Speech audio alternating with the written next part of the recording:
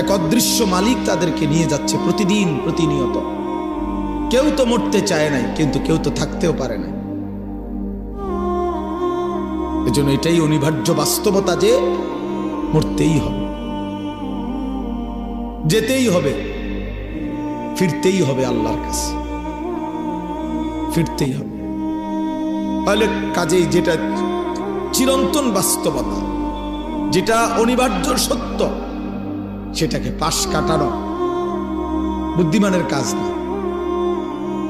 এটা কোনো বুদ্ধিমান হইতেই পারে না।